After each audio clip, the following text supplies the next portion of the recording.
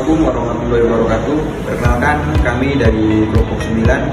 Di sini kami akan mempresentasikan hasil dari kerja kelompok kami, yaitu tentang metode SLDC Scrum, tugas rekayasa perangkap lunak, yang terdiri dari 5 orang. Yang pertama yaitu saya, Rizky Fatih selaku sebagai leader. Yang kedua, desainer Aber Rafa Juan Perdana.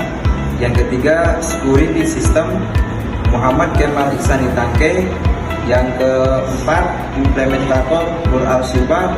Yang kelima, marketing Fitria Rahmadini. Apa itu Scrum? Sebelum membahas tentang Scrum, kita bahas sejarahnya terlebih dahulu. Sejarah Scrum diperkenalkan pertama kali pada tahun 1986 oleh Hirotaka Takeuchi dan Ikujiro Nonaka dalam sebuah artikel di The Harvard Business Review yang berjudul The New Product Development Game. Mereka menggunakan metafora untuk menggambarkan dua pendekatan yang berbeda. Sebagian tim seperti pelari estafet yang berlari secara bergantian dengan mengoper tongkat estafet dan berada dalam satu jalur. Tim yang lain bagaikan tim rugby yang bermain secara bersamaan, saling mengoper satu sama lain jika dibutuhkan, dan disatukan oleh kesamaan objektif untuk mencetak skor sebanyak mungkin. Takeuchi dan Nonaka beranggapan bahwa tim pelari estafet tersebut ketinggalan zaman dan percaya bahwa cara tim rugby akan memberikan perusahaan sebuah kekuatan untuk bersaing di dunia bisnis multinasional. Lalu beberapa tahun setelahnya, John Sutherland dan Jeff McKenna mengatakan bahwa mereka telah mencoba Scrum di Disciple Corp pada tahun 1993 dan 1995.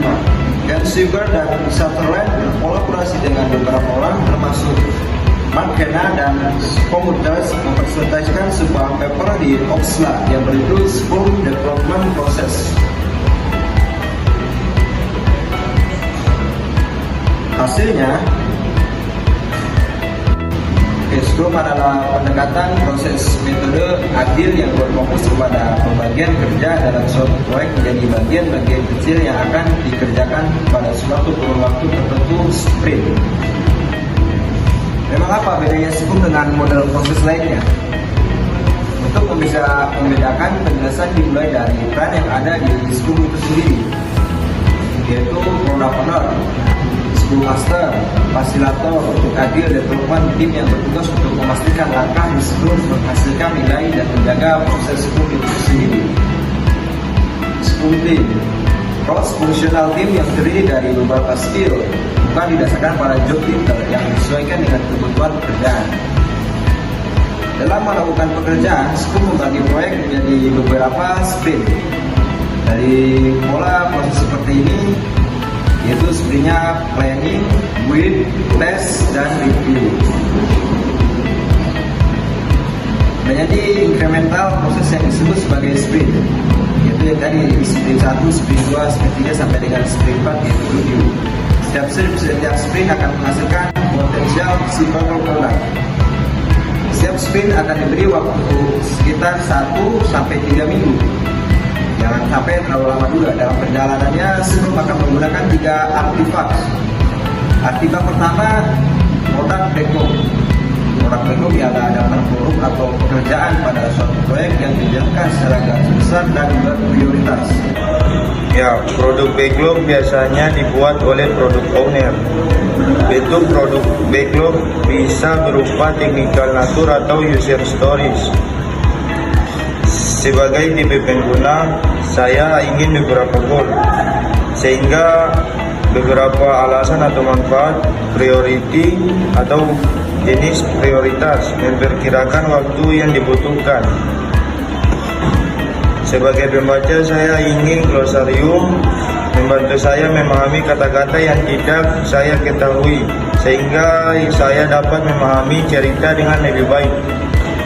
Artefak kedua diberi nama Sprint Backlog. Sprint Backlog, daftar pekerjaan yang dipilih dari produk backlog untuk setiap sprint yang bisa membuat potensial shippable produk. Sprint backlog merupakan hasil diskusi product owner, Scrum Master, dan Scrum Team. Selama sprint berlangsung, ada alat bantu yang digunakan yaitu Scrum Board. Bisa lihat di sini, Scrum Board itu terdiri dari story, to do, in process, to verify, dan done. Satu Scrum Board disarankan untuk satu print. Artifak ketiga diberi nama Bourdon Chart. Bourdon Chart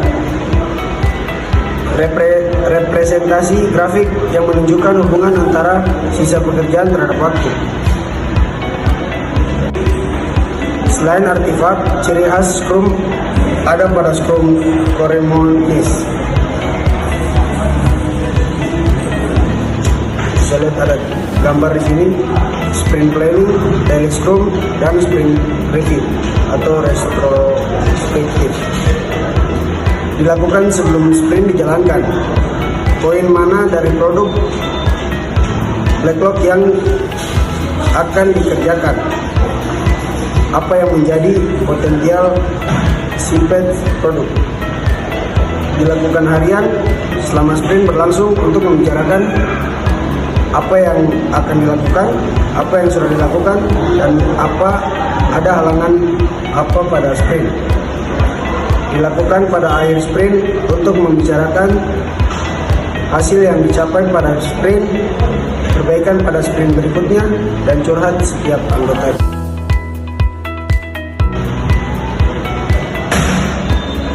Untuk bisa melihat Scrum workflow, mari kita satukan teori-teori tersebut.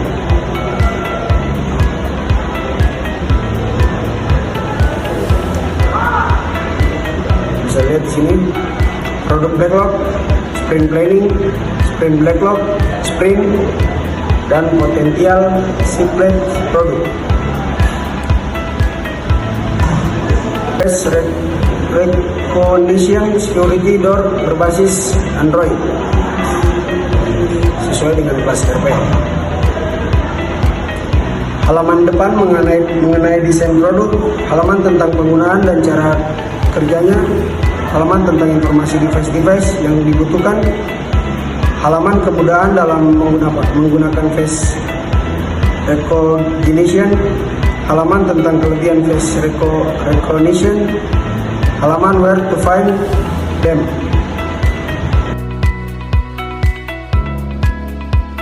Sprint planning 10 menit, sprint 1 jam 20 menit, sprint review 5 menit, sprint planning 10 menit, sprint 1 jam 20 menit, sprint review 5 menit. Kelebihan Scrum: 1. Dengan menggunakan metode Scrum, Anda dapat mudah untuk mengirim produk berkualitas sesuai dengan waktunya. 2. Scrum dapat bekerja dengan berbagai teknologi dan bahasa pemrograman. Namun secara khusus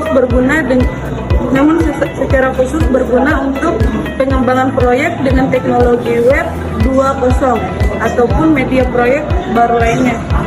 3. Dengan Scrum, setiap ada masalah yang timbul dapat diidentifikasi dengan baik pada pertemuan harian dan oleh karena itu, setiap masalah dapat diselesaikan dengan cepat.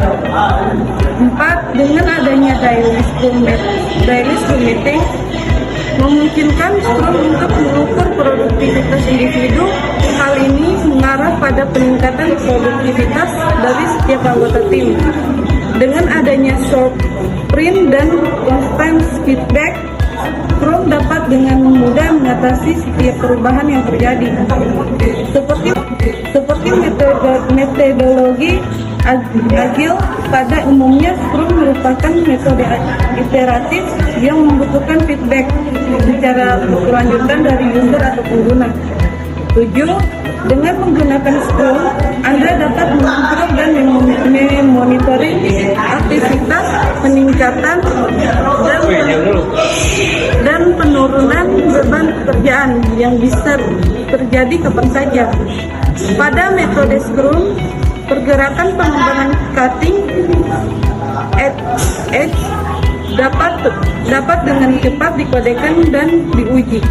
9. Dengan menggunakan metode Scrum, Anda dapat mentransformasikan bisnis yang sulit untuk diukur menjadi mudah untuk dikembangkan. 10. Scrum dapat membantu perusahaan Anda dalam menghemat waktu dan biaya. Saya akan melanjutkan kekurangan dari Scrum. 1. Scrum bisa menjadi salah satu penyebab utama terjadinya scope creep, kecuali ada tanggal akhir tertentu. Stakeholder, proyek, atau manajemen akan terus menuntut fungsi dan fitur baru untuk disampaikan. 2. Setiap tugas harus didefinisikan dengan baik, karena hal ini dapat mempengaruhi perkiraan biaya dan waktu pengerjaan proyek. Jika tidak didefinisikan dengan baik, maka semua hal tersebut tidak akan akurat dalam kasus seperti ini. Biasanya tugas dapat tersebar di beberapa sprint. 3. Jika sering terjadi pergantian anggota tim saat pengembangan proyek berlangsung, hal ini dapat menyebabkan efek yang kurang baik lagi perkembangan proyek tersebut. Proyek akan semakin lama selesai dari waktunya. Baik, sekian dari kelompok kami. Kurang dan lebihnya mohon dimaafkan. Wassalamualaikum warahmatullahi wabarakatuh.